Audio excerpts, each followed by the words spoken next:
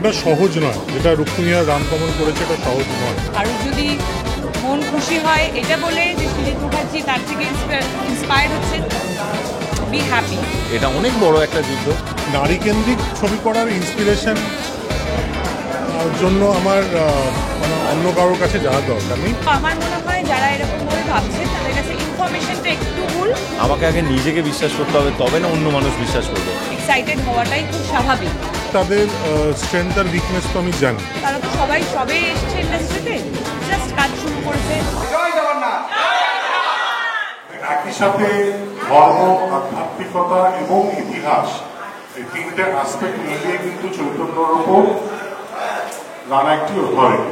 So Chaitanya মহাপ্রভুর বায়োপিকে আমার সবচেয়ে বড় support. Srijit Mukherjee is an OG, আমরা সবাই জানি। উনি একজন বিখ্যাত পরিচালক, এত ভালো ভালো কাজ করেছেন, ন্যাশনাল অ্যাওয়ার্ডস। ওনার বাড়িতে আর জায়গা নেই হয়তো রাখার, এবং পরবর্তীকালেও একটা বাড়ি হয়তো কিনতে হবে শুধু অ্যাওয়ার্ডের জন্য। বাট একজন বিখ্যাত মানুষ, বিশেষ করে পরিচালক বা ক্রিয়েটিভ ওয়ার্ল্ডে যারা যুক্ত, তারা আমরা প্রত্যেক দিন নিজেরা এমনভাবে ইভলভ হই এবং ওয়াইজ হতে চেষ্টা করি।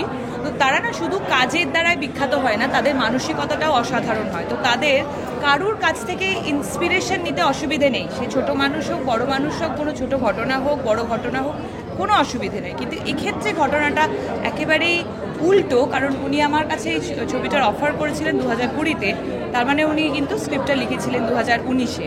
সো আমার মনে হয় যারা এরকমভাবে ভাবছেন তাদের কাছে ইনফরমেশনটা একটু ভুল। আসলে কি বলতো, তারা তো সবাই সবে এসছে ইন্ডাস্ট্রিতে, জাস্ট কাজ শুরু করেছে। মানে আমি নাম করেই বলবো, রামকমল একেবারেই একজন ফার্স্ট ছবি ওনার, হয়তো না বাংলায় প্রথম ছবি, এবং রুক্মিণীও সবে কাজ শুরু করেছে। তো সেক্ষেত্রে এক্সাইটেড হয়ে গেছে। আমরা সবাই নিজেদের কাজের প্রতি একটা নিজেদের কাজকে বেবি হিসেবেই দেখি, এক্সাইটেড হওয়াটাই খুব স্বাভাবিক। সো সেক্ষেত্রে আমরা একেবারেই সেটা নিয়ে মাইন্ড করি না। Again, we are wiser person. কারোর যদি মন খুশি হয় এটা বলে যে সৃজিত মুখার্জি তার থেকে ইন্সপায়ার্ড হচ্ছেন, বি হ্যাপি। শুধু এইটুকু বলতে চাই, আজকের পর থেকে এই প্রশ্নটা বন্ধ, কারণ this film is not all about বিরোধিনী, ইটস বিগার দ্যান দ্যাট। এটা অনেক বড় একটা যুদ্ধ, এবং এত বড় একটা যুদ্ধের পার্ট প্রথমবার হচ্ছি, এবং অনেক বড় দায়িত্ব, মানে অনেকটাই বড় দায়িত্ব আমায় দেওয়া হয়েছে।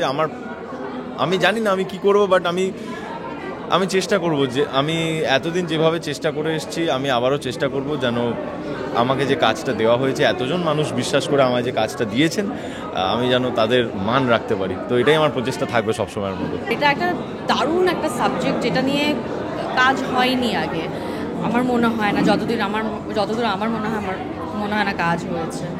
But it's a very interesting subject. আর যেভাবে প্রেজেন্ট করছে, obviously Srijit has that quality, যে একটা গল্পকে ইন্টারেস্টিং কী করে বানানো যায়, সেই একটা চটক থাকে ওর ছবিতে, সেটা রয়েছে এটাতে। নারী কেন্দ্রিক ছবি 2015 সালে আমি করেছি রাজকাহিনীর প্রেক্ষাপট, রাজকাহিনীর ক্যানভাসের মতো নারী কেন্দ্রিক ছবি বাংলায় কমই হয়েছে। তারপর সেটা আমি হিন্দিতে করেছি 2017-এ। কাজেই নারী কেন্দ্রিক ছবি করার ইন্সপিরেশন জন্য আমার মানে অন্য কারোর কাছে যাওয়ার দরকার নেই। আমি ইতিহাস থেকে, আমার জীবনের শক্তিশালী নারীদের থেকে, তাদের থেকেই ইন্সপায়ার্ড হয়ে নারী কেন্দ্রিক ছবি করি।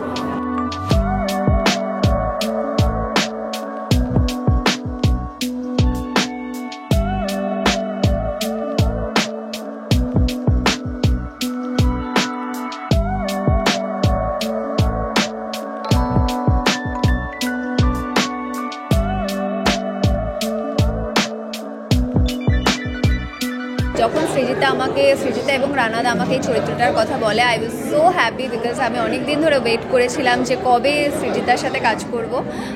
তো ডেফিনেটলি সৃজিতা এবং এত মানুষজন এখানে, এত গুণী অ্যাক্টার্সরা আছেন, তাদের সাথে কাজ করতে পারবো। I am very very very excited. I am happy that I M A part of it. আমার ক্যারেক্টারটা খুব ইন্টারেস্টিং, কিন্তু এই কথাটা ঠিক যে সৃজিতের লেখাটা এরকম থাকে যে সবসময়ই ওর প্রত্যেকটি ক্যারেক্টার ইম্পর্টেন্ট থাকে, কম বেশি হতে পারে স্ক্রিন টাইমের হিসেবে, কিন্তু আমি দেখেছি সৃজিত ছোটো ছোটো ক্যারেক্টারও ইন্টারেস্টিং লেখে, কোনো ক্যারেক্টারই ইউজলেস বা আনইম্পর্টেন্ট হয় না।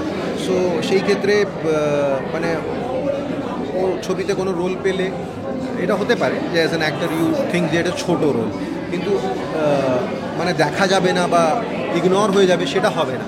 যখন তুমি পার্সোনালি তুমি নিজে একজন, ধরো আমি দিব্য, তো তুমি যখন অন্য কেউ হচ্ছ, সেটা যে কোনো চরিত্র হোক, তখন সেটা তো টাফ। কারণ হচ্ছে আমি যেটা নই সেটা আমায় বিশ্বাস করতে হবে, আমাকে আগে নিজেকে বিশ্বাস করতে হবে, তবে না অন্য মানুষ বিশ্বাস করবে। তো সেই বিশ্বাসের জায়গাটা কোথাও দৃঢ় করার জন্যই এত প্রস্তুতি, দৃঢ় করার জন্যই সেই জিনিসগুলোর মধ্যে থাকা, কোথাও গিয়ে চরিত্র হয়ে ওঠা, সেটা শারীরিকভাবে হোক এবং তারপর মানসিকভাবে তো বটেই। তো দুটো জিনিস ব্যালেন্স করা, হ্যাঁ ডেফিনেটলি টাফ। বেসিক প্রস্তুতি থাকে যে আমার ডিরেক্টরের সাথে 100 বার 200 বার বসবো, কথা বলবো, ডিস্টার্ব করে তাকে দিন নেই রাত নেই ডিস্টার্ব করবো, বিকজ আমি বিশ্বাস করি যে it's a directors medium, directors vision. একটা ডিরেক্টর তার চরিত্রগুলোকে মানে নিখুঁতভাবে তৈরি করে, তো তার মাইন্ডে যেটা চলছে আমাকে সেটাই পোর্ট্রে করতে হবে। বাট শুধু আমার একটা এক্সট্রা জিনিস আমি দিতে পারি, যে এক্সট্রা অলংকার হয়তো আমি তাকে পরিয়ে দিতে পারি, যেটা ডিরেক্টরের ভিশনটাকে একটু এগিয়ে দেয়, সেটা হয়তো আমার কাজ হতে পারে। এটা সহজ নয়, যেটা রুক্মিণী আর রামকমল করেছে এটা সহজ নয়। নারীকেন্দ্রিক ছবিকে কাঁধে বহন করা যে কী জিনিস, সেটা আমি 2015 থেকে জানি। So congratulations to them for having done this. এবং তারা যে যুদ্ধটা লড়েছেন, এবং সেই যুদ্ধের মধ্যে একটা খুব ইম্পর্ট্যান্ট কাজ হয়েছে, সেটা হচ্ছে যে বিনোদিনী থিয়েটারের নামকরণ বদল। মানে এটা যে কি ভালো হয়েছে, হয়তো এটা কমপ্লিটলি সিম্বলিক, হয়তো ওখানে আর নাটক হয় না, হয়তো এটা ওই স্টার থিয়েটারও নয় যেটা অরিজিনালি পুড়ে গেছিলো, কিন্তু তাহলে আমরা রাস্তার নাম রাখি কেন? তাহলে আমরা স্ট্যাচু বানাই কেন? তাতে কি লাভ হয়? হ্যাঁ, নেতাজির স্ট্যাচু কেন আছে? তাকে স্মরণ করেই তো আছে। এই স্মরণ করাটা খুব জরুরি, কারণ ইতিহাসকে স্মরণ না করলে, ইতিহাসকে বিস্তৃত করলে কিন্তু ভবিষ্যতের সমস্যা হতে পারে। So thank you Rukmini, thank you Ramkamal, যে তোমাদের ছবির জন্য আজকে এত বড় ঐতিহাসিক একটা ঘটনা ঘটলো, যে নামটা বদলালো, হ্যাঁ, বিনোদিনী থিয়েটার হলো স্টার। খুব ভালো লাগছে, মানে সৃজিত এমন একজন পরিচালক যার কাছে চোখ বন্ধ করে তাকে ভরসা করা যায়। সো তাছাড়াও এই ছবিটা আগেও একবার অ্যানাউন্স হয়েছে, আমার যেটা মনে হয় কোনো কারণে হয়নি, বাট ফাইনালি ছবিটা হচ্ছে, এটা নিয়ে অনেকের প্রচুর আশা। বাংলায় খুবই ইম্পর্ট্যান্ট একটা সাবজেক্ট। সো এটা একটা বড় ছবি হতে চলেছে, সেটা সবাই জানে। 5-6 বছর ধরে এটা প্ল্যানিং চলছে। সো ওইটাতে আরও একটা বিল্ড আপ হয়েছে, ফাইনালি সৃজিত করছে। প্রিয়াঙ্কার লুক টেস্ট ইত্যাদি বেরোনোর পর আমি রানাকে বলি যে এই ছবিটা আমরা পিছিয়ে দিই, কারণ তখন রামকমলের ছবির অ্যানাউন্সমেন্ট, এবং আমার মনে হয়েছিল যে একটা বিনোদিনী হচ্ছে, ভালোভাবে সুষ্ঠুভাবে হোক, এই বিনোদিনীটা হয়ে যাক, তারপর আমরা, যদি ওটা বিনোদিনী নিয়ে নয়, তাও এটার মধ্যে একটা খুব বড় চাঙ্ক তো আছে বিনোদিনীর ওপর। সো সেটা হয়ে গেলে আমরা এই ছবির অ্যানাউন্সমেন্ট করব।